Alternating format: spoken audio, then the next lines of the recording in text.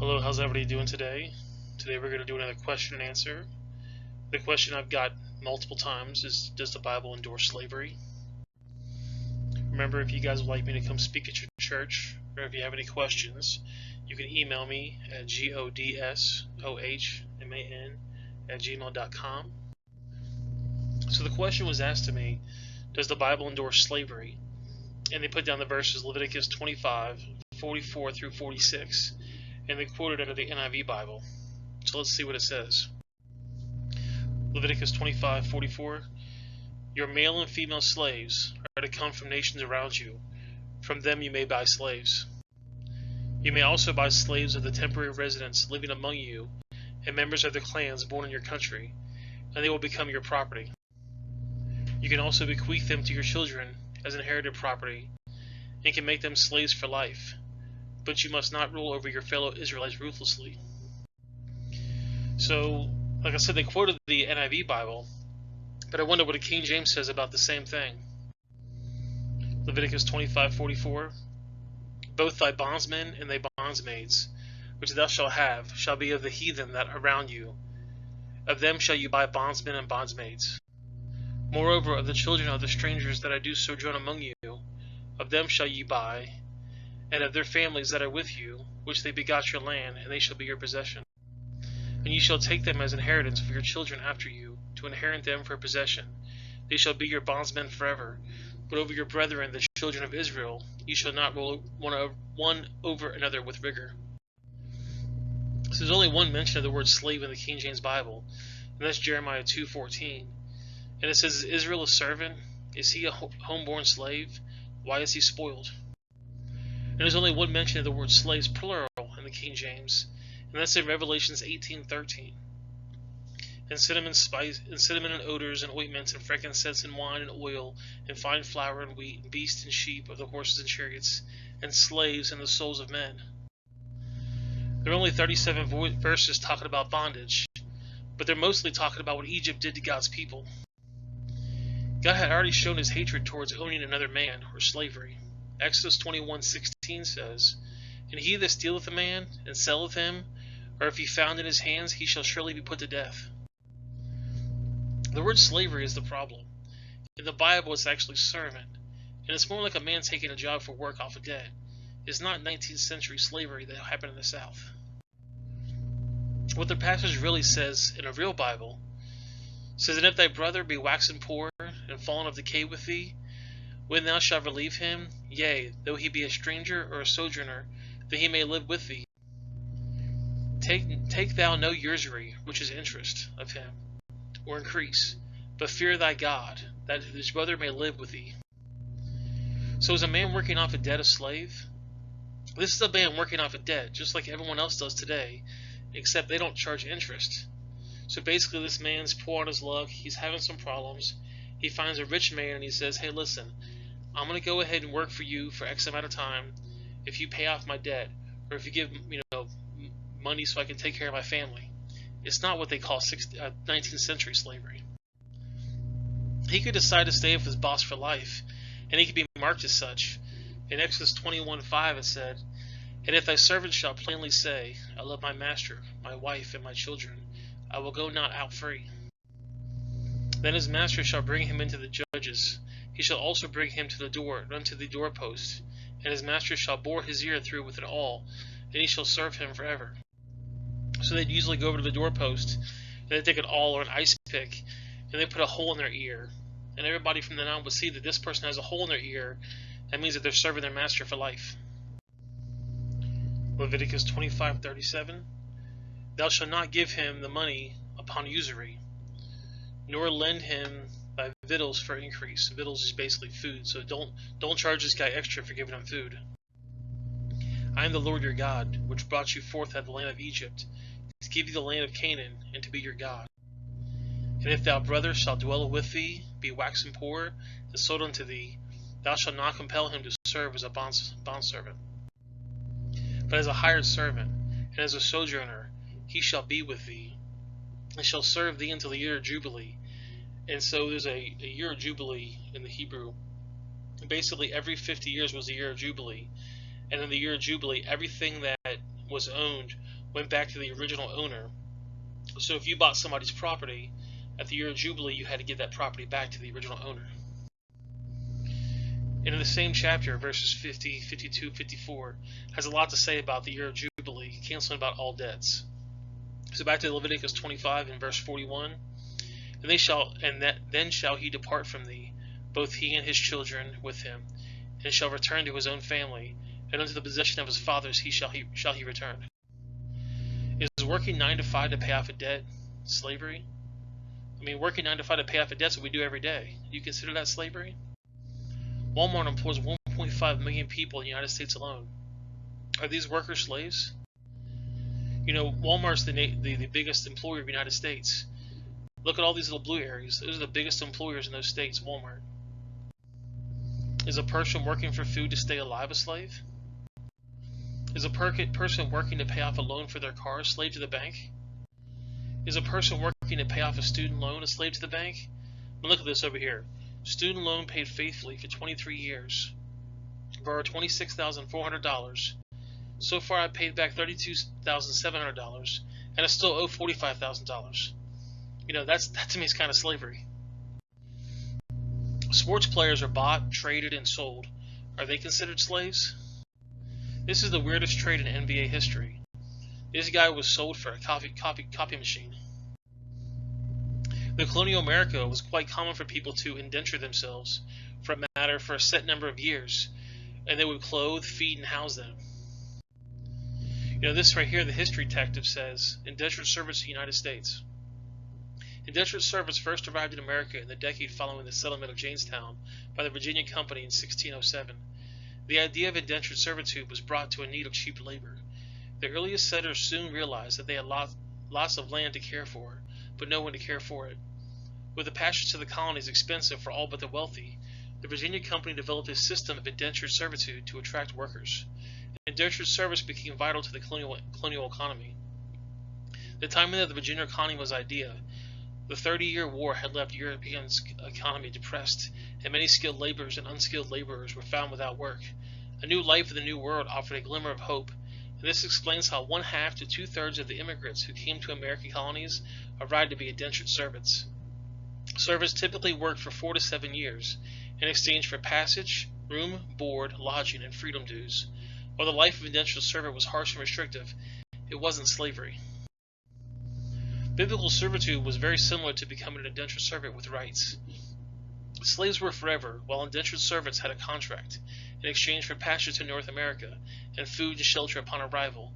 An indentured servant agreed to a limited term service of about 5 to 7 years.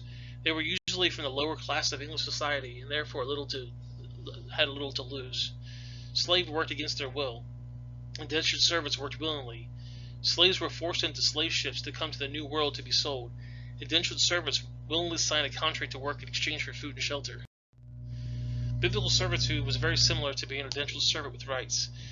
By 1975, slavery was well established, and by the 1700s, slaves had almost entirely replaced indentured servants. With plentiful land and slave labor available to grow a lucrative crop, Southern planters prospered, and family-based tobacco plantations became the economic and social norm. Back to Leviticus 25:41. And then shall he depart from thee, both he and his children with him, and shall return to his own family, and to the possession of the fathers he returned. For they are my servants, which I brought forth out of the land of Egypt. They shall not be sold as bondsmen. Thou shalt not rule over him with vigor, but shalt fear thy God. Both thy bondsmen and thy bondsmaids, which thou shalt have, shall be of the heathen that are round about you. For them shall you buy bondsmen and bondservants. Basically, in Exodus 21, it talks about if you mistreat a servant under God's law, he gets to go free. 26 says, if a man smite the eye of his servant or the eye of his maid, that it perish, he shall let him go free for his eye's sake.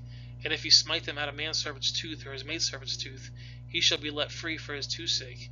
So if you hurt your servants, you actually have to let them free. So all these masters would basically not want to hurt their people because they'd lose out on that labor.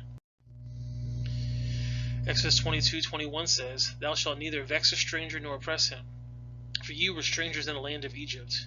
You shall not afflict any widow or fatherless child. If you afflict them in any way, in any wise, and they cry out to me, I will surely hear their cries, and my wrath shall be waxed hot, and I will kill you with a sword, and your wives shall be widows, and your children fatherless. So God's pretty much saying, do not hurt your slaves, because remember what happened in Egypt? Don't do that to anybody else. Acts 6 says, and in those days when the number of the disciples multiplied, there arose a murmuring of the Grecians against the Hebrews, because their widows were neglected in the daily ministration. So people didn't want widows and children to be hurt, and this is a sign in Acts 6 where they basically got mad about that. Psalm 68, 5 and 6 says, a father of the fatherless and a judge of the widows is God in his holy habitation. God setteth the solitary in families. He bringeth out of those which are bound by chains, but the rebellious dwell on a dry land. Back to Leviticus 25.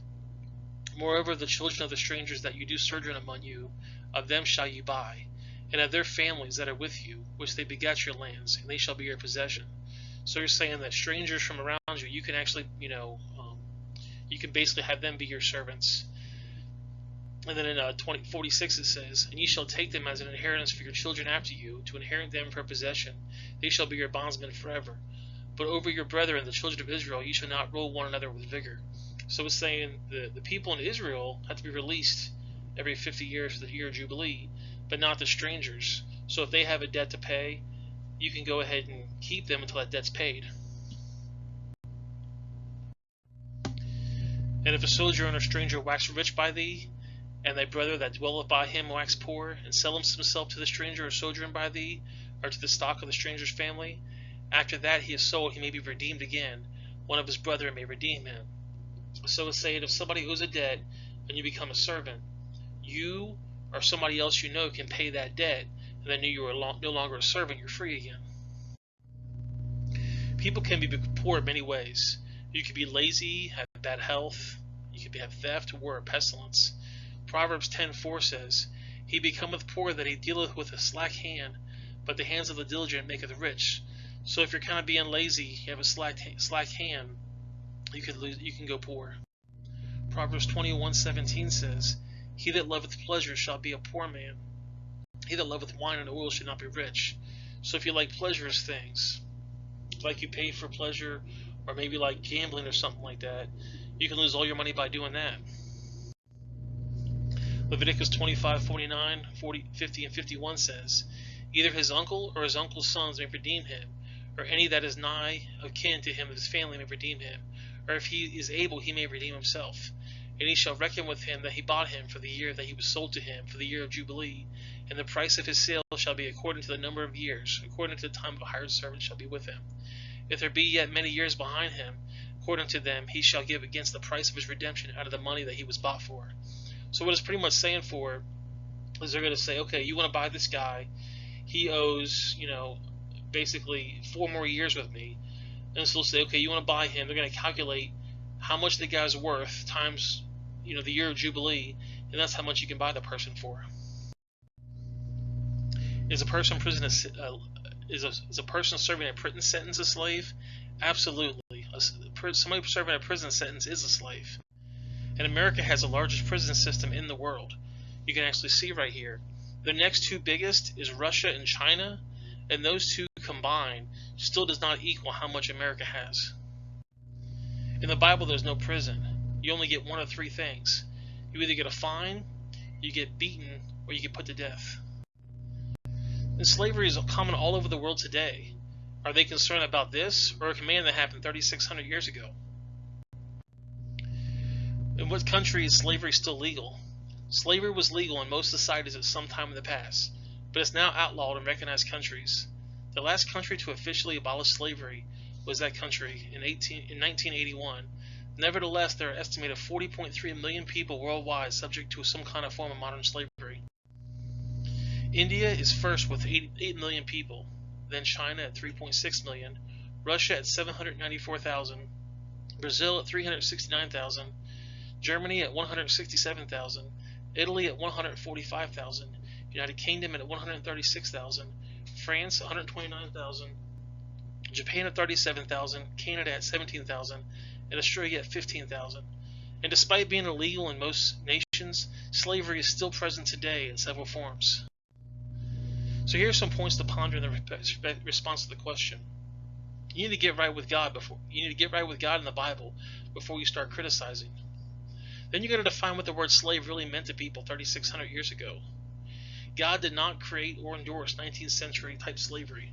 Kidnapping was a death penalty, if you look at Exodus 21:6. And this proves that the Bible did not condone slavery. Biblical servitude was to help the poor. A man could hire himself out to provide food, housing, and clothing for his family, even up to life. Most biblical servitude was voluntary, just as the job hunting is today. See Leviticus 25:39 and Exodus 21:5 and 6.